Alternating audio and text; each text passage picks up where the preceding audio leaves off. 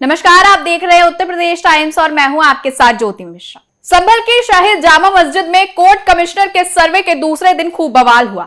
हालात ऐसे हो गए कि सर्वे के दौरान जमकर ईंट पत्थर चले, गोलियां भी दागी गई, जिसमें 4 लोगों ने अपनी जान गंवा दी। ऐसे में एक सवाल आपके दिमाग में जरूर उठता होगा कि आखिर कोर्ट कमिश्नर का सर्वे क्या है, इसकी पूरी प्रक्रिया क्या है, क्यों ये मुद्दा काशी, मथुरा से लेकर संभल और अजमेर तक चर्चा में है।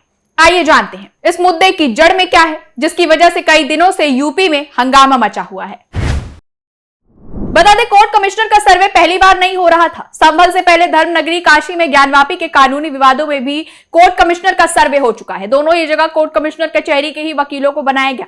जानकारों का कहना है कि अधिकतर मामलों में अदालत कचहरी के किसी अधिवक्ता को कोर्ट कमिश्नर नियुक्त करता है। उसके साथ 1 या 2 सहायक कोर्ट कमिश्नर होते हैं, जिन 2 या उससे ज्यादा लोगों और संस्थाओं के बीच कानूनी विवाद होता है, यानी वादी और प्रतिवादी के अधिवक्ता को छोड़कर किसी भी अधिवक्ता को नियुक्त किया जाता है, ताकि निष्पक्षता बनी रहे। ये कोर्ट कमिश्नर एक तरीके से न्यायालय की आंखें होती हैं, जो मौके पर जाकर मुकदमे के दावे को कानून की कसौटी पर परखता है। कोर्ट कमिश्नर सर्वे एक कानूनी प्रक्रिया होती है, जिसमें अदालत के आदेश पर किसी विशेष स्थान या संपत्ति का सर्वेक्षण किया जाता है। ये सर्वेक्षण आमतौर पर किसी विवादित संपत्ति या स्थान के मालिकाना हक को तय करने के लिए किया जाता है। मुकदमे के दावे को कानून की कसौटी पर परखने के लिए कोर्ट कमिश्नर वीडियोग्राफी और फोटोग्राफी भी कराता है। इसके बाद कमिश्नर ने तयशुदा समय में जो देखा और जो समझा, उसकी रिपोर्ट बनाता है। फिर उस रिपोर्ट को कोर्ट में दाखिल करता है। इसके बाद कोर्ट उस मुकदमे को आगे बढ़ाने की दिशा तय करती है। अगर कोर्ट चाहे तो राजस्व के इस वाद में किसी राजस्व कर्मी, मसलन अमीन या उससे सीनियर किसी भी कर्मचारी को कोर्ट कमिश्नर बना सकता है। रिपोर्ट्स की माने तो कभी कभी अदालत कोर्ट कमिश्नर बने वकील की रिपोर्ट के बाद क्रॉस चेक करने के लिए भी किसी राजस्व कर्मी को भी कोर्ट कमिश्नर बनाकर एक दूसरी रिपोर्ट मंगवा सकती है, ताकि दोनों रिपोर्ट के अंतर को समझकर फैसला हो सके। जानकारों की माने तो सिविल प्रक्रिया संहिता 1908 की धारा 75 में कमीशन नियुक्ति करने की शक्ति दी गई है। इसकी प्रक्रिया आदेश 26 में विस्तार से बताई गई है। कमीशन जारी करने की शक्ति अदालत के विवेकाधीन है।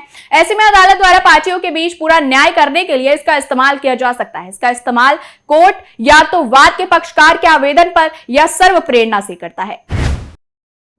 जानकारों की माने तो पुलिस और प्रशासन का काम सिर्फ इतना ही होता है कि कोर्ट कमिश्नर कार्रवाई को बिना किसी रुकावट के पूरा कराना। यानी साफ तौर पर आप कह सकते हैं कि कोर्ट कमिश्नर सर्वे में सरकार का कोई रोल नहीं होता। जानकारों का कहना है कि सरकार पर कोई भी पक्ष या परेशान या पक्षपात करने का आरोप लगाता है, ऐसे में वो कानूनी तर्क के लिहाज से सही साबित नहीं होता, क्योंकि ये कार्यवाही पूरी तरह से अदालती है।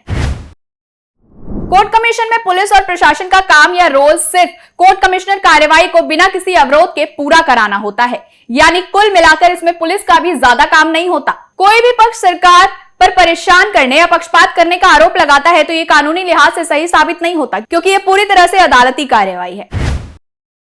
उधर अजमेर के विश्व प्रसिद्ध ख्वाजा मोइनुद्दीन हसन चिश्ती की दरगाह में शिव मंदिर होने का दावा किया गया है, जिस पर कोर्ट ने याचिका स्वीकार करते हुए प्रतिवादियों को नोटिस जारी किए हैं। प्रतिवादी ने अपने वाद में दरगाह कमेटी नई दिल्ली में केंद्रीय अल्पसंख्यक विभाग और केंद्रीय पुरातत्व विभाग को प्रतिवादी बनाया था। 20 दिसंबर को इस मामले की अगली सुनवाई होनी है। वहीं आगरा में लघुवाद न्यायालय के न्यायाधीश मृत्युंजय श्रीवास्तव की अदालत में ताजमहल या तेजो महल विवाद की सुनवाई चल रही है, जिसमें भारतीय पुरातत्व सर्वेक्षण ASI ने मुस्लिम पक्ष के सैयद इब्राहिम हुसैन जैदी के इस मामले में वादी बनाए जाने की प्रार्थना पर आपत्ति दाखिल की।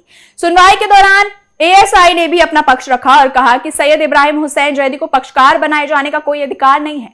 कोर्ट में सारी जानकारी साझा करने की जिम्मेदारी ASI की है, जिस पर सैयद इब्राहिम हुसैन जैदी के अधिवक्ता ने मामले में जवाब दाखिल करने के लिए समय मांगा है। फिलहाल इस खबर में इतना ही। यूपी से जुड़ी तमाम बड़ी खबरों के लिए देखते रहिए उत्तर प्रदेश टाइम्स। धन्यवाद। हम हैं देश के दिल, उत्तर प्रदेश की धड़कन, उत्तर प्रदेश टाइम्स।